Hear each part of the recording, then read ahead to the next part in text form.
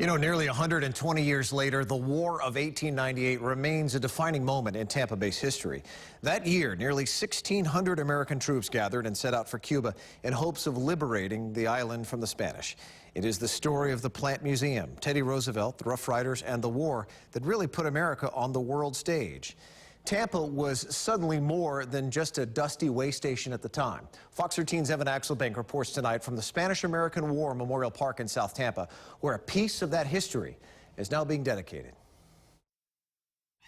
The current-day Rough Riders will gather here on Saturday morning to say that Tampa remembers the Spanish-American War. In the spring of 1898, this area would have been filled with soldiers, their tents, and their horses.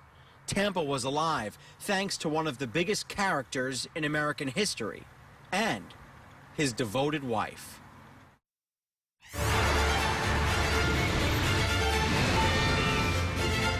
Take away the tall buildings, traffic, Kucherov down to Stamkos, and hockey,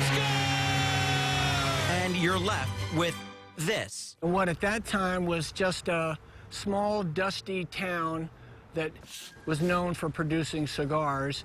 And that left visitors thinking. One described it as a bum place. We're down to almost 30 seconds. Just before the turn of the century.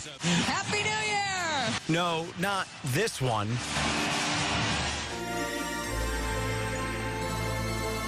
That one.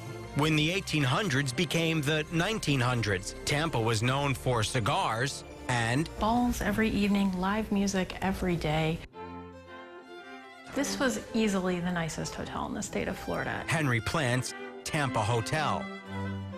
It had electricity in every room, you had a telephone in every room, really luxuries that you didn't have anywhere else. A group of powerful Americans, including Teddy Roosevelt, wanted to push the Spanish out of Cuba after the sinking of the Maine. Remember the Maine? The hell was Spain. But it was the spark that ignited our participation. Teddy recruited horsemen from New England to train for adventure in the Caribbean. The journey by rail from San Antonio to Tampa took just 4 days. I doubt if anybody who was on the trip will soon forget it. This is real footage of the Rough Riders training in Tampa in 1898. And that might be Teddy. Everywhere, the people came out to greet and cheer us. They brought us flowers. They brought us watermelons and other fruits.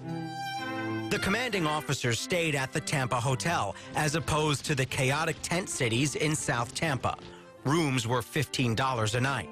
As we go through the doorway here, this is the bedroom of your parlor suite. His wife, Edith, came too. On the night of June 3rd, 1898, she wrote her sister to say she was in her thinnest nightgown. And the bed is located in the alcove so that you could open the windows and have cross breezes at night. Teddy got permission to spend the night, so long as he was back for 4 a.m. reveille. You know, this was Teddy's last stop before going to war, so this would have been his sort of last hurrah. Hurrah, indeed.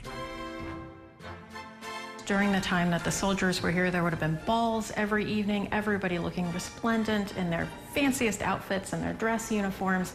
It really kind of set the stage, you know, moonlit walks throughout the parks. It really would have been a very romantic place. Historians politely describe nights full of conjugal comforts.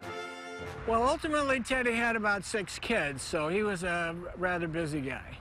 So anyway, at last, on the evening of June 13th, we received the welcome order to start. Ship after ship weighed anchor.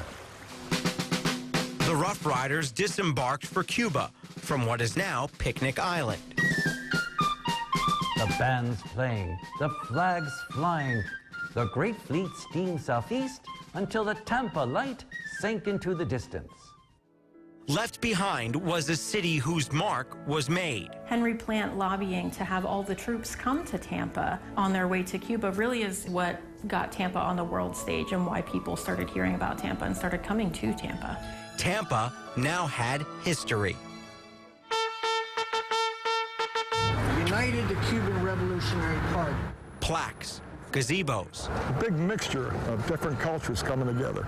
and civic groups marked the time. They would have been coming straight from the east out towards the Seffner area, coming straight through Tampa, riding their horses. Our duty to intervene in The Cuba. most famous participant of America's first war on foreign soil needed Tampa to fortify himself. He was an absolute wild man. In more ways than one.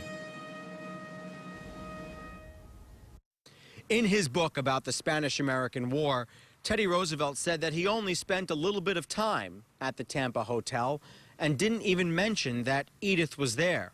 It took the work of historians to prove that the story was more than as advertised. Thanks to actor Michael Norton for playing the role of Teddy Roosevelt in our story.